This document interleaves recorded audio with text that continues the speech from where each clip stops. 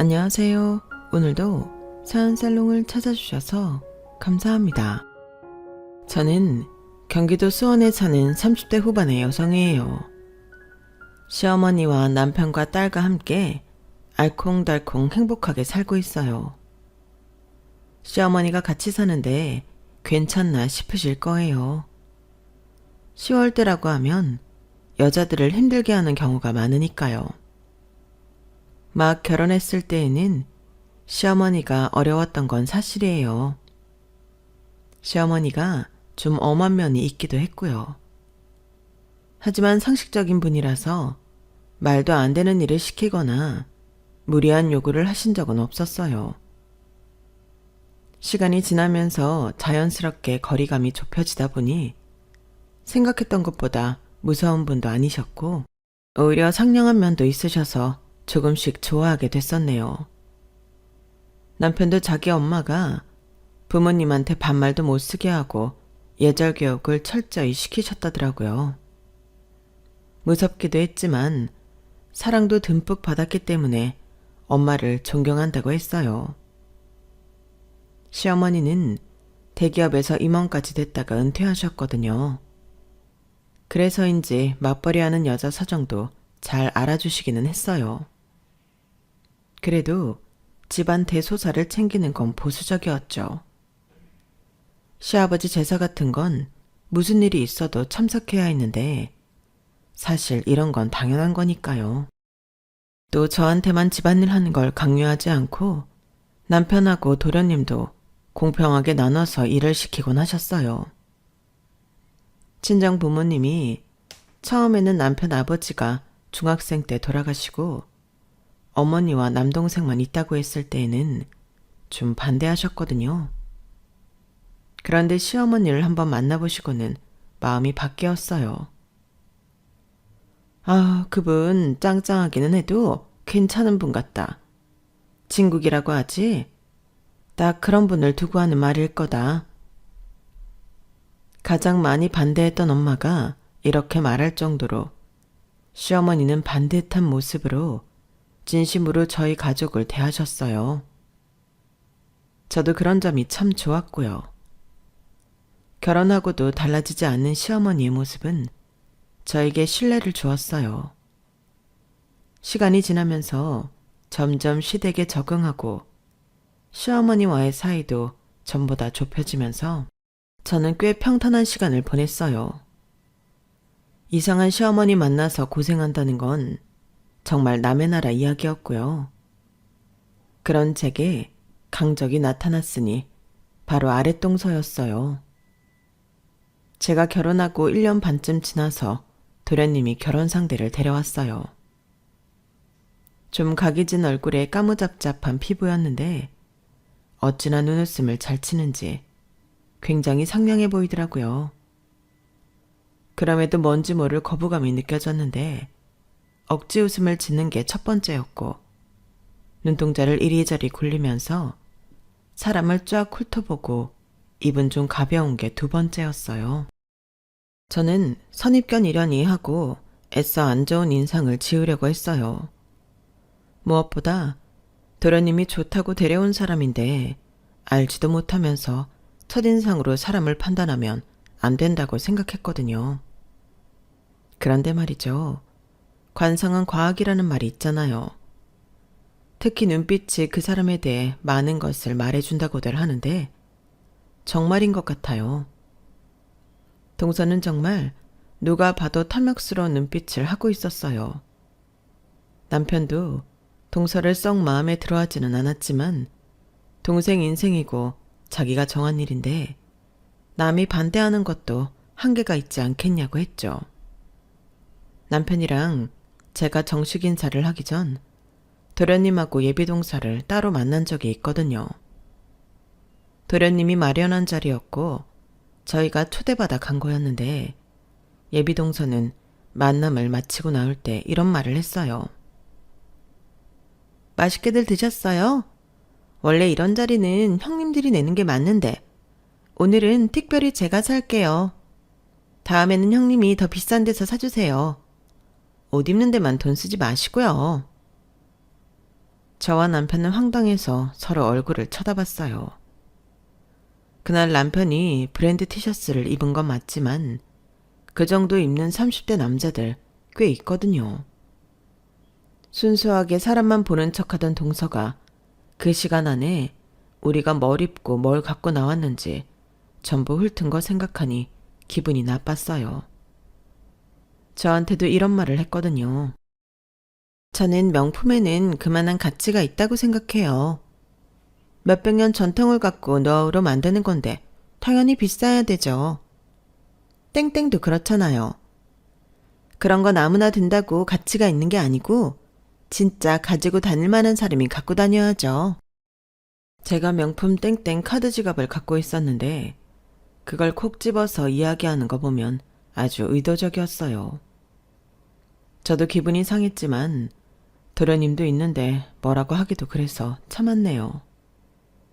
어쨌든 두 사람은 결혼을 했는데요. 시어머니는 저한테 하셨던 것처럼 동서한테도 똑같이 대하셨어요. 물론 집안 제사나 행사는 꼭 와야 하는 것에 대해서는 강조를 하셨고요. 동서는 살랑살랑 웃으면서 꼭 참석하겠다고 잘하겠다고 했어요. 하지만 막상 시아버지 제삿날이 다가오자 동서의 태도는 돌변했어요. 처음에는 동서가 그러는 걸 몰랐어요. 시어머니가 저와 동서가 할 일을 각자 나눠주셨어요. 2년 동안 큰애가 혼자 다 했는데 둘째 너도 그렇고 큰애도 둘 다 회사 다니니 똑같은 입장 아니냐. 이제는 둘이 나눠서 하면 좋을 것 같구나. 내가 다른 자잘한 일들은 바라지 않아. 니네 시아버지 제사하고 큰 명절만 잘 챙기면 된다. 그건 기본이지 않니? 시어머니는 나름 생각하셔서 저희를 동등하게 대해주신 거고 저는 그 말이 맞다고 생각해서 제가 맡은 음식을 하려고 반차를 내고 일찌감치 시댁에 가려고 준비 중이었어요. 그런데 저녁 6시쯤이었나요? 시댁 근처까지 왔는데 동서한테 전화가 왔어요. 형님, 지금 어디세요? 어머님 댁 다 가셨어요? 동서, 나 이제 곧 어머님 댁 도착해.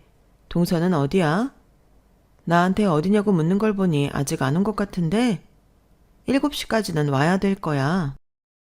형님, 제가 급하게 저희 집에 왔어요. 친정 엄마가 몸살이 나셔서요. 엄마가 아픈데 돌아가신 분 챙기는 게 마음이 참 그러네요. 이번만 형님이 혼자 수고해 주시면 좋겠어요. 저는 사실 부엌 일이나 요리 못해서 밥도 다 사 먹거든요. 그런 제가 가서 뭘 하겠어요? 집만 되죠. 제가 지금 가장 잘할 수 있는 건 엄마 곁은 지키는 거라고 생각해요. 그래서 말인데요, 형님. 어머님이 저한테 생선하고 과일 주문하라고 하셔서 그건 주문해 놨어요. 아마 어머님 댁에 도착해 있을 거예요. 근데 오늘 오전에 저한테 가족들 먹을 국거리 고기 잊으셨다고 같이 사오라고 하셨는데 제가 이미 주문을 마친 후였거든요. 형님도 아시죠? 하나만 주문하면 배송비 붙는 거. 그러니까 국거리는 형님이 사가지고 들어가셨으면 해요. 이번에는 그렇게 해주실 거죠? 구구절절 말을 길게 하는 게 너무 변명이었고 어쨌든 자기는 못 움직이겠다는데 제가 무슨 말을 하겠어요. 열받아서 다음부터는 이런 일 없었으면 좋겠다고 끊고 얼른 마트로 가서 국거리를 사들고 시댁에 갔어요. 시어머니도 표정이 좋지 않으신 게 이미 알고 계신 것 같더라고요. 큰애니가 이번에 나랑 같이 수고해 줘야겠다. 둘째네 안사돈이 전화하셔서 자기가 몸이 안 좋아 딸을 불렀다고 하시는구나. 저는 이렇게 자기 엄마까지 앞세워서 시아버지 제사를 빼먹을 일인지 참 말이 안 나오더군요. 그날 늦게 온 도련님, 아니 결혼했으니 서방님이죠. 서방님도 저희를 볼 면목이 없는지 계속 시선을 내린 채 눈을 들지 못하더라고요. 처음이니까 이랬겠지 하는 생각이 드는 한편 처음부터 어떻게 이러지 하는 마음도 있었어요. 그러니 어처구니 없고 화가 났죠. 다음부터는 뭔가 달라지리라 생각했지만 동서는 계속 이런 식으로 나갔어요. 명절 때도 친정 다른 형제들이 이번에 다 해외여행 가고 집에 없어서 자기가 가야 한다며 오지 않더라고요. 시어머니도 서방님을 보는 눈빛에 못마땅함이 생겼고 서방님도 그걸 알고 있었어요. 그럼에도 시어머니한테 섭섭했는지 설날 때 좀 다투기도 했어요. 엄마는 그렇게 마음에 안 드시면 그냥 말씀을 하세요. 눈치 주지 말고요. 근데요, 요즘 명절 때 시댁 안 오는 며느리들도 있어요. 그러니까 너무 엄마 기준을 저희한테까지 강요하지 마세요. 내가 뭐라고 하면 내 말 들어주니? 됐다. 네가 둘째한테 말해서 될 일이었으면 벌써 됐겠지. 나는 내가 그렇게 무리한 요구를 한 건지 잘 모르겠구나. 큰애는 그러지 않아서 말이야. 그러자 서방님은 저까지 원망스러운 눈으로 보다가 집을 나가버렸고 그 뒤 남편이 따라 나갔어요. 남편이 뭐라고 했는지는 몰라도 한참 후 들어와서는 저와 시어머니한테 자기가 잘못했다며 사과를 하더라고요. 아무튼 동서가 들어온 다음부터 그렇게 명절과 시아버지 제사 때마다 분위기가 나빠지게 되었어요. 그러다 어버이날이 돌아오게 되었는데요. 어쩐 일인지 동서가 미리 연락을 했더라고요. 형님, 그동안 잘 지내셨어요? 사는 게 바빠서 연락도 많이 못 드렸네요. 건강하시죠? 회사 바쁘시고요?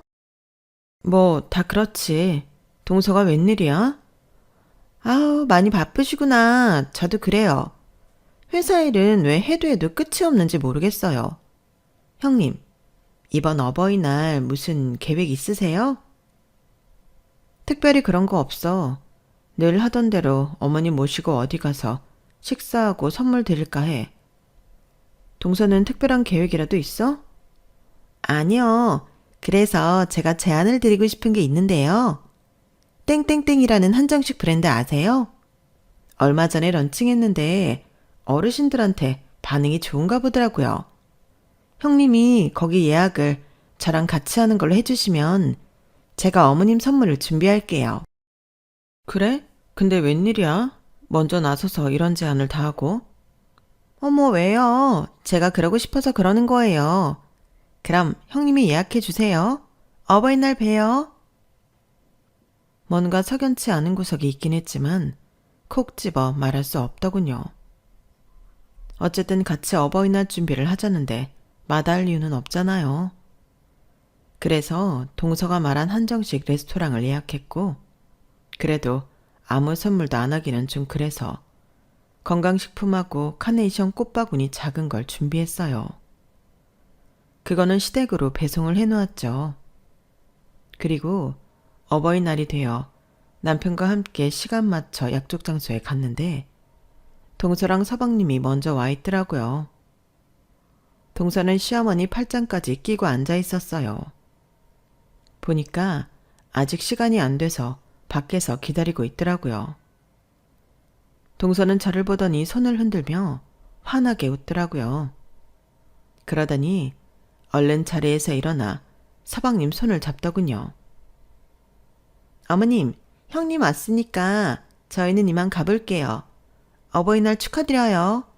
사랑해요, 어머님, 형님. 그럼 저희는 가볼게요. 뭐? 동서, 오늘 같이 식사 안 하는 거야? 네, 저희는 친정 가봐야죠. 저희 부모님도 부모님인데요. 나더러 동서 이름으로 같이 여기 예약하라고 했잖아. 네, 그랬죠. 제가 함께 한다는 뜻으로요. 제가 어머님 선물 준비한다고 했잖아요. 어머님 선물 드렸어요. 봐요, 이 목걸이. 너무 이쁘죠? 형님은 늘 하셨던 것처럼 같이 식사하시고 저는 선물 드리고 너무 공평하고 좋잖아요. 그럼 저희는 이만 가볼게요. 좋은 시간들 되세요. 그렇게 동서와 서방님이 가버렸고 저희는 어안이 벙벙해서 한동안 말이 없었어요. 동서가 해준 목걸이를 하고 있는 시어머니도 마찬가지였고요. 일단 저는 예약자 5명이 아니라 3명이라고 레스토랑에 양해를 구했고 저희 순서에 들어가서 식사를 했어요. 식사는 나쁘지 않았어요. 맛도 괜찮았고요. 하지만 분위기는 그다지 좋지 않았죠. 그런데 식사가 끝날 무렵에 시어머니가 이러시더라고요. 큰애야, 내가 너 결혼하고 나서 우리 집 기율이나 꼭 지켜야 할 것 말해줬잖니? 물론 나도 둘째한테 이야기했다. 그런데 너는 둘째한테 그런 말 한 적 있니? 갑작스러운 질문에 당황스러웠지만 저는 침착하게 대답했어요. 아니요, 어머니. 저는 말한 적 없는 것 같네요. 어머니가 말씀하시니까 저까지 하는 건 좀 오바 같아서요. 너나 둘째나 어째 입만 열면 다들 변명이냐? 너 둘째하고 얼마나 통화하니? 회사 일 바쁘다고 별로 한 적 없지? 아, 저희가 아직은 그럴 사이가 아닌 것 같아서요. 쟤 애 곧 있으면 결혼 1주년이다. 너는 3년이고. 그럼 네가 집안의 어른으로 나를 신경 쓰지 않게 네가 둘째를 가르쳐야겠다는 생각은 안 해봤어? 시어머니가 저를 책하시자 남편이 얼른 끼어들었어요. 엄마, 무슨 뜻인지는 알겠는데요. 이 사람이 그러기에는 무리가 있잖아요. 같은 며느리 입장이고요. 엄마도 재수씨 성격 알 텐데. 서장이한테 뭐라고 하실 일 아니잖아요. 너까지 네 마누라 편만 들 거야? 내가 이런 말 하는 게 잘못이야? 아니에요, 어머니. 잘못 아니에요. 말씀하실 수 있죠. 저도 동서하고 많이 만나지를 않다 보니 친하다는 생각이 안 들어서 통화를 못했어요. 제가 좀 더 잘해볼게요. 저는 그렇게 그 자리를 수습했고 세 사람은 그날 어색한 분위기로 헤어졌어요. 저도 시어머니한테 섭섭한 마음이 있었지만 시어머니도 답답하니까 저런 말씀을 하셨으려니 했죠. 그렇다고 해서 동서한테 전화하는 게 쉬운 일은 아니었어요. 저 역시 큰맘 먹고 전화해야 하는 건데 부담스럽더라고요. 어쨌든 저는 동서한테 전화를 했는데 평일에는 전화를 안 받더라고요. 그래놓고 밤늦게 문자가 한 통 왔어요. 형님, 급한 일 아니면 통화는 주말쯤 해주세요. 아니면 문자 남겨주시고요. 회사 일이 바빠서 그럴 수도 있겠지만 괘씸하긴 하더라고요. 그래도 어쩌겠어요.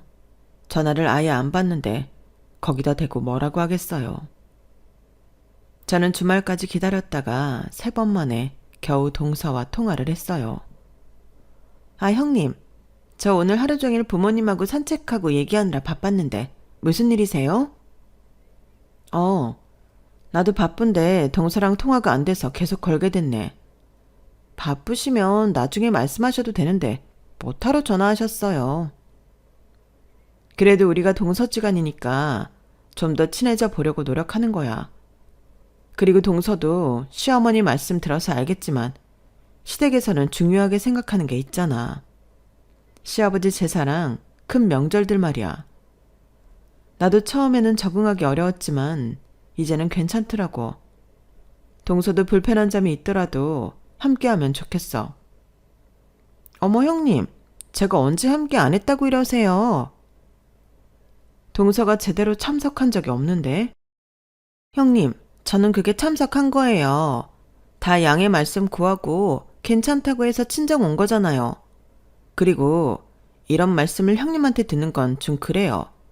어머님이 하셔야 되는 거 아닌가요? 나는 같은 동서지간끼리니까 할 수 있는 말이라고 생각했어. 아, 저 군기 잡으시겠다는 거예요? 예, 알겠어요. 이게 무슨 군기를 잡는 거야? 솔직히 우리가 동서 매번 빠지는 게 좋아서 괜찮다고 하겠어? 늘 친정 부모님 얘기하면서 막판에 빠지니까 어쩔 수 없이 받아들이는 거지. 나도 친정 중요하고 친정 챙기는 거 좋아해.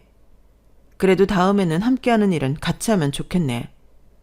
할 말 했으니 이만 끊을게. 친정 부모님하고 바쁘다니까 말이야. 기분이 상한 채 전화를 끊었는데 밤늦게 시어머니한테서 전화가 왔어요. 예, 너 둘째한테 뭐라고 말했길래 걔가 나한테 울며 불며 전화를 하냐? 하실 말씀이 있으시면 직접 하셨으면 좋겠다 그러는데 너는 회사에서 팀장까지 한다는 애가 그렇게 설득력이 없어서 되겠니? 큰애 너는 책임감 있게 잘 설득할 줄 알았는데 좀 실망이구나. 시어머니한테 이런 억지스러운 말을 들으니 저야말로 실망이었지만 저는 아무 말도 하지 않았어요. 시어머니도 당황하셨던 거겠죠. 그걸 모르는 바는 아니었지만 저도 속상했어요. 네, 죄송합니다. 설득을 못하겠네요. 그러니 앞으로는 말을 삼가하도록 할게요. 너는 뭘 또 그렇게까지 말하니? 알았다. 다 내 잘못이야. 시어머니는 그렇게 일방적으로 전화를 끊으셨고 저도 남편도 시어머니와의 사이가 잠시 동안 어색해졌어요. 물론 안부 전화도 하고 서로가 챙길 거는 챙겼지만 어쩐지 전처럼 서로에게 다정할 수는 없었어요. 그렇게 몇 달 정도 시간이 흘렀는데 어느 날인가 안부 전화를 하는데 시어머니가 전화도 안 받고 문자도 안 보시더라고요. 아무리 늦어도 그날 중에는 답을 하는 분이었는데 무슨 일이 생긴 것 같은 기분이 들었어요. 퇴근을 하자마자 시댁에 들어갔더니 시어머니가 침대에 누워서 끙끙 앓고 계시더라고요. 어머니 왜 이러세요? 정신 좀 차려보세요. 어머니!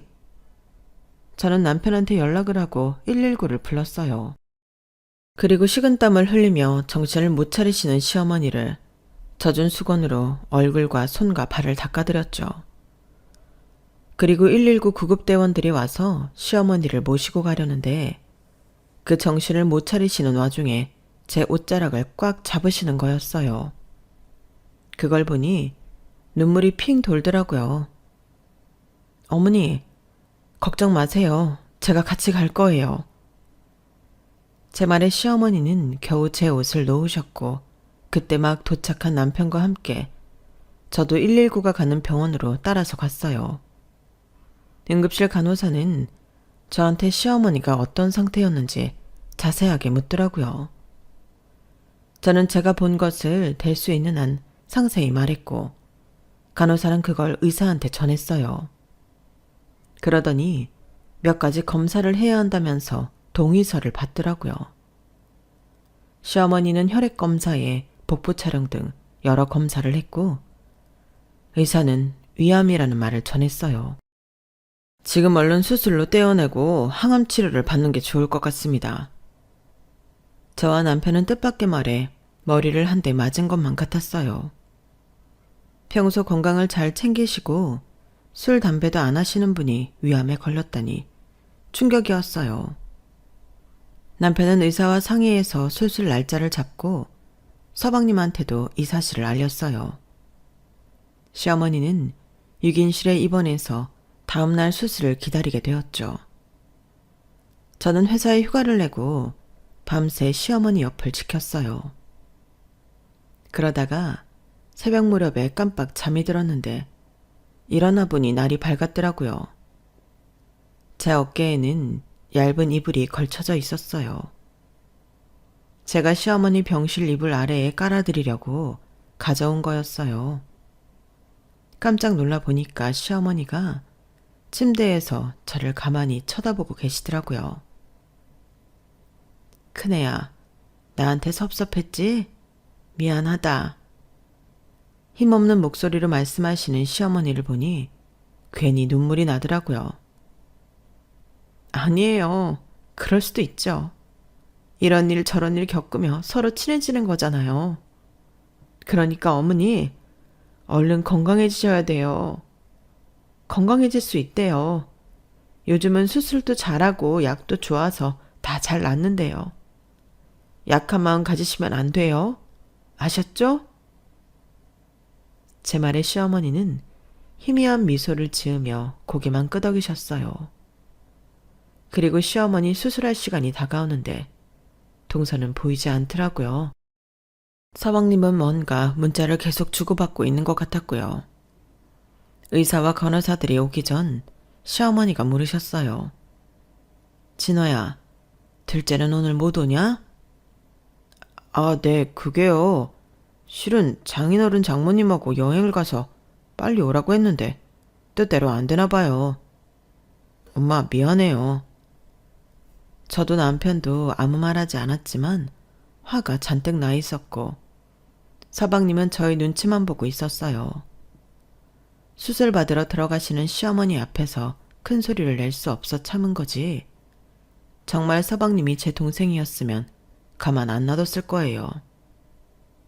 동서는 끝내 수술 시간 동안 오지 않았어요.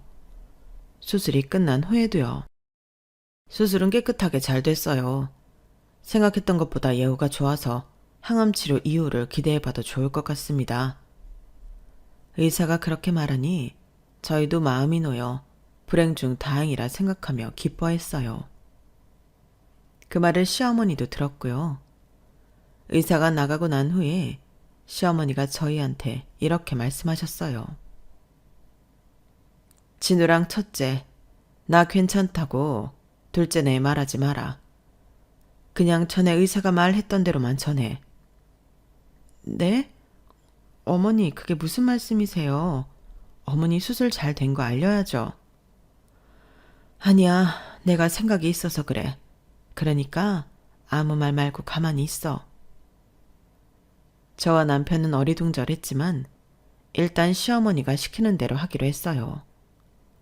서방님한테도 수술 경과에 대해 그냥 수술이 끝났다고만 했고 예후가 좋다는 말 같은 건 하지 않았어요. 그렇게 4일이 지나 시어머니가 퇴원하는 날이 되었어요. 제가 퇴원 수속을 다 밟고 시어머니를 도와 치장을 시켜드리고 짐 정리를 다 마치고 나왔더니 그제야 동서한테서 전화가 오더라고요. 형님, 제가 지금 병원 주차장에 와 있어요. 이쪽으로 오시면 돼요. 저는 전화를 끊고 난 후 시어머니한테 여쭤봤어요. 어머니, 둘째한테 전화가 왔는데 지금 주차장이라고 자기한테 오라네요. 어떻게 갈까요? 그래? 그럼 가보자. 여기까지 왔다는데 안 가기도 그렇잖니? 저는 시어머니를 휠체어에 태워 1층까지 내려간 후 주차장 쪽으로 나왔어요. 그러자 동서가 차를 몰고 현관 앞으로 오더라고요. 어머니, 여기 타세요. 고생하셨어요. 여전히 생글거리는 얼굴로 여우같이 말하는데 어찌나 얄밉던지요. 그래도 시어머니 태워서 가겠다는데 뭐라고 할 수 있나요? 제가 뒷자리에 시어머니 먼저 태우고 짐가방을 넣은 후 타려는데 동서가 저를 막더라고요. 형님, 저 지금 바로 저희 집으로 가려고 해요. 뭐? 동선의 집으로 간다고? 네, 제가 그동안 어머니 못 돌봐드렸잖아요. 형님 수고하셨어요. 지금부터는 제가 할 테니까 형님은 집에 가서 쉬세요. 그래? 어머니, 동선에 가는 거 괜찮으세요? 잠깐 있다가 집에 가지 뭐. 아니에요, 어머니. 어머니 나을 때까지 제가 돌봐드릴게요. 형님, 그럼 출발할게요. 다른 차들이 뒤에 대기하고 있잖아요. 먼저 갈게요. 그러더니 동서는 쌩하니 차를 몰고 병원을 빠져나갔어요. 뭔가 꺼림칙하기는 했지만 동서가 돌보기로 했다니 그래도 양심은 있나 보다 하고 집으로 돌아왔네요. 그동안의 긴장이 풀려서인지 온몸이 안 아픈 데가 없어 약을 먹고 한잠 자다가 깼는데 서방님이랑 남편이 와 있더라고요. 두 사람이 맥주 한 잔을 하면서 이야기를 하는데 서방님 하는 말이 좀 이상했어요. 엄마가 저 정도로 안 좋으실 줄 몰랐어. 어떻게 우리를 잘 못 알아보시지? 암 수술 받고 이럴 수도 있나? 그래? 나도 그런 건 잘 모르겠다. 어차피 병원 갈 거니까 그때 물어봐야겠네. 제가 두 사람한테 도대체 무슨 말을 하는 거냐며 따지려고 거실로 나왔는데 남편이 저를 보더니 눈을 막 찡긋거리는 거였어요. 뭔가 신호인 것 같아 저는 그냥 입을 다물었죠. 서방님은 저를 보자 자리에서 일어나 인사를 하더라고요. 형수님, 그동안 고생하셨어요. 저도 안수기도 잘 못 챙기는 거 형수님이 다 하셨잖아요. 엄마 상태가 저렇게 안 좋은데 정말 감사해요. 아니에요. 이제 나아지실 거예요. 그럴까요? 안숙이 말로는 상태가 너무 안 좋아 보이신다는데요. 여보, 진우 씨, 서방님 무슨 말을 하시는 거야? 엄마가 가끔 우리 잘 몰라봤잖아. 근데 지금 뭐 재수 씨도 진호도 전혀 못 알아보시나 봐. 무슨 얘기하는지도 잘 모르신대. 남편은 또 나한테 눈을 꿈쩍거렸고 저는 그제야 이게 뭔가 있구나 싶어 그러냐며 맞장구를 치고 넘어갔네요. 서방님이 집에 돌아가고 난 후에야 남편이 말해줬어요.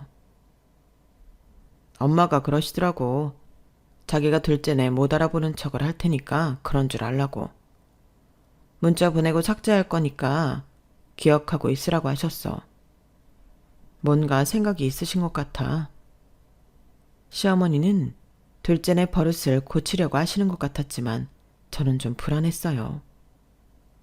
여우 같은 동서한테 조금이라도 서툰 모습을 보이면 바로 알아채고 무슨 일을 벌일지 모르는데 이대로 괜찮을까 싶었거든요. 일주일 내내 회사에서 일을 하면서도 머릿속에서는 동선에 있는 시어머니 생각으로 가득했어요. 오늘이라도 시어머니가 쇼했다며 동서한테서 난리치는 연락이 오는 건 아닌지 싶었죠. 시어머니한테 괜찮으신지 별일 없으신지 문자도 보냈지만 시어머니는 확인만 할 뿐 답이 없으시더라고요.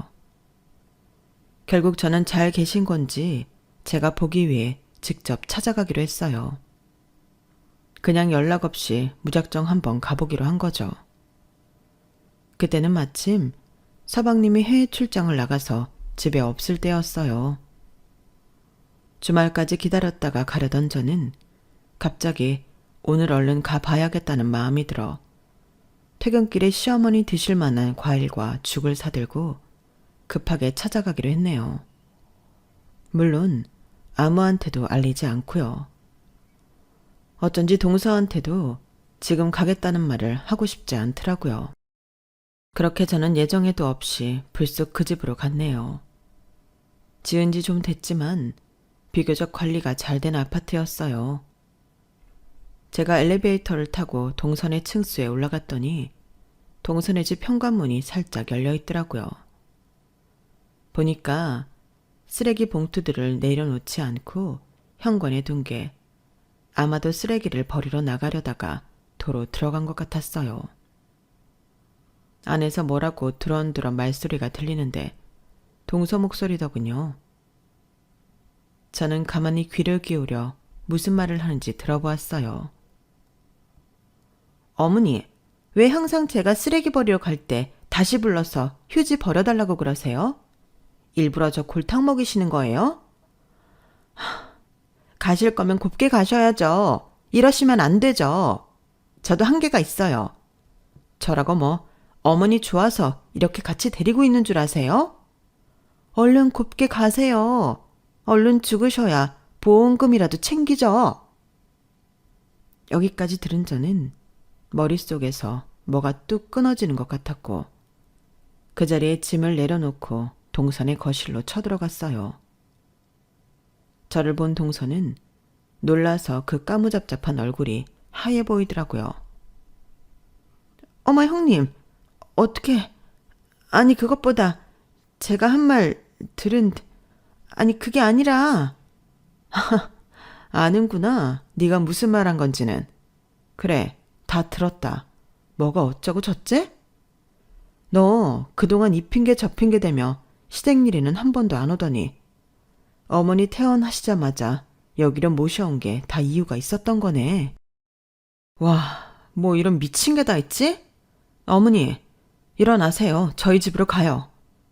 왜 이러세요? 어머니 잘 계시는데요. 그리고 저더러 뭐라고요? 미친 게? 정말이지 형님 너무 교양 없으세요. 사람이 그렇게 곱지 못한 말을 쓰니까 복을 못 받는 거예요. 야, 너 지금 복이라고 했냐? 그래서 너는 복 받을 짓 했다? 제가 아픈 어머니 병간호 하잖아요. 너는 네 입으로 그런 말 하는 게 창피하지도 않니? 진짜 사탕 발린 말이 술술 나오는구나. 그래, 그 복 내가 줄게. 저는 부엌으로 가서 쌀바가지에 물을 잔뜩 담아 아아서 동서 얼굴에 확 부어버렸어요. 촥 뿌려지는 물벼락을 맞은 동서는 새카만 머리가 물에 범벅이 돼서 완전 생쥐처럼 됐죠. 아! 이게 뭐 하는 짓이에요? 이런 짓을 하고 무사할 줄 알아? 내 당장 경찰에 신고할 거야. 신고해. 나는 너 시부모 학대죄로 신고할 거니까. 야, 너 증거 있어? 나는 네가 물 뿌린 증거 있지만 너는 없잖아. 라며 동서는 저한테 달려들어 제 머리채를 잡더군요. 저라고 가만히 당하고 있을 리 없잖아요. 저는 동서의 손을 뿌리쳐 내팽개 쳐버렸죠. 그랬더니 아주 오버를 하며 구르더라고요. 어머, 내 팔, 아파. 이거 상해죄야. 내가 가만 안 있을 거야. 그러더니 동서는 핸드폰을 가져와 112에 신고를 하려고 하더군요. 그때였어요. 둘째 네가 첫째 신고하면 나도 너 신고할 거다. 뜻밖의 시어머니 목소리에 저희는 둘 다 입을 다물고 시어머니를 쳐다봤어요. 좀 전까지 멍한 표정으로 있던 시어머니는 간 곳 없고 예전에 똑 부러진 표정을 하신 시어머니가 엄하게 동서를 쳐다보고 있었어요. 네가 지금 첫째를 112에 신고한다고 했냐? 그럼 나도 너 노인 학대를 신고할 거다. 네가 진호 없을 때 나 밥도 먹다 남은 거 주고 밑반찬 하나 내주면서도 나 때문에 귀찮다고 하고 얼른 죽어달라고 보험금 탈 수 있게 빨리 저 세상 가시라고 한 거 다 신고할 거다. 어머니, 그게 무슨 말도 안 되는 말씀이세요. 어머니 아프셔서 그래요. 지금 형님이 그러니까 오해해서 저한테 이러는 거잖아요. 큰애가 뭘 오해했다고 그러냐. 네가 분명 큰애 들어오기 전에 나 빨리 죽어야 보험료라도 탄다고 했잖아. 제가 그런 말 했다는 증거도 없잖아요. 증거라고 했냐? 증거라면 여기 있다. 라며 시어머니는 품 안에서 구형 핸드폰을 꺼내셨어요. 보니까 시어머니는 계속 녹음을 하고 계셨던 거였어요. 그동안 동서가 시어머니한테 어떻게 했는지 싹 다 녹음되어 있었던 거죠. 그제야 동서는 어쩔 줄 몰라서 시어머니 앞에 무릎을 꿇고 앉아 눈물을 뚝뚝 흘리더군요. 어머니, 제가 잘못했어요. 저도 잘하고 싶었는데. 근데 어머니, 왜 저를 그런 식으로 속이신 거예요? 거기에는 어머니 책임도 있잖아요. 네가 끝까지 남한테 책임을 전가하는구나. 내가 수술 전날 너한테 문자 했잖냐? 계속 네가 문자 안 읽다가 내가 보험들 정리도 해야 하는데 너도 와줬으면 좋겠다고 했더니 바로 네가 날 모시러 온다고 했지? 그때 뭔가 이상한 느낌이 왔다. 네가 내 돈만 노리는구나 하는 거 말이야. 그래서 내가 큰애들한테 내 수술 잘 됐고 예우가 좋다는 말 하지 말라고 했다. 네가 어찌 나오나 보려고 했어. 설마 아니 이렇게까지 네가 마음이 삐뚤어진 줄은 몰랐다.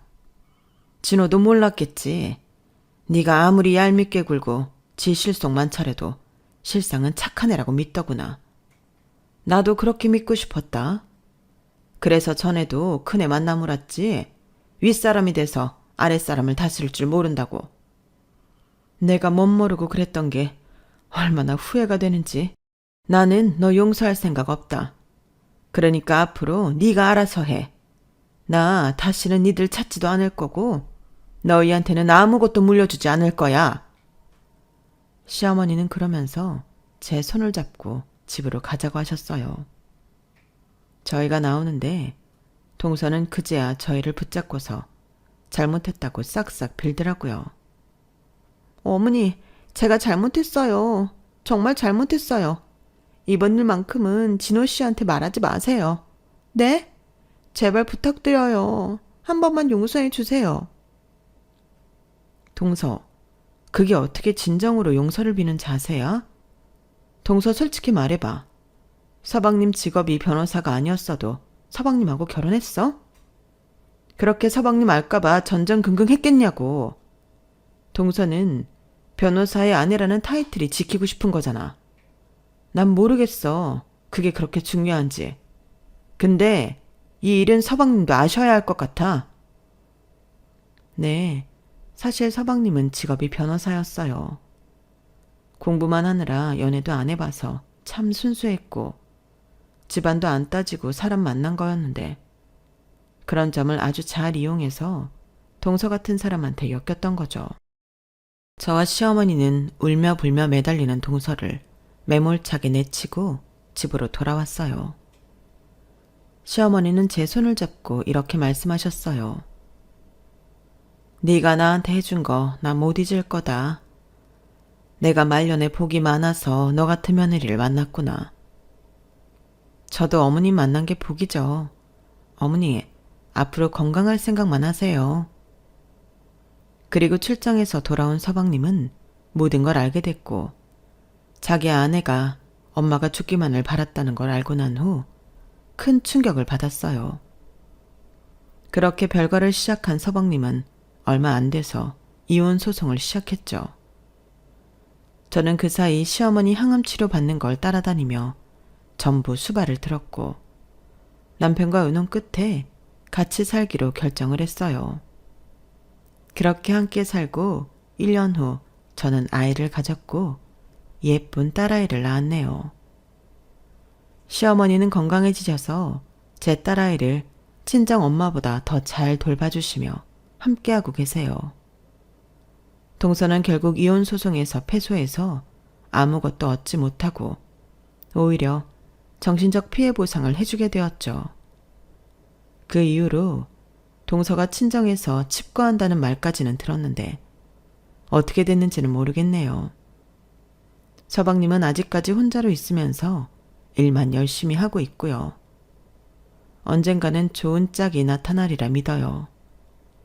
서방님이 후회하는 건 자기가 좋아하는 이상형이 입에 발린 말만 하던 걸 듣고 혹해서 넘어갔다는 거였어요. 그걸 보면 겉모습보다는 그 사람 진실을 알아볼 수 있는 눈이 필요한 것 같아요. 웃는 얼굴로 말만 예쁘게 한다고 그 사람이 착한 게 아니라는 거 이제는 너무 잘 알겠네요. 제 이야기는 여기까지예요. 다들 들어주셔서 감사하고요. 모두 매일 행복하세요. 여러분, 사연 댓글에 응원과 현명한 조언 부탁드려요. 좋아요와 구독은 저에게 큰 힘이 됩니다. 오늘도 좋은 일 가득하세요.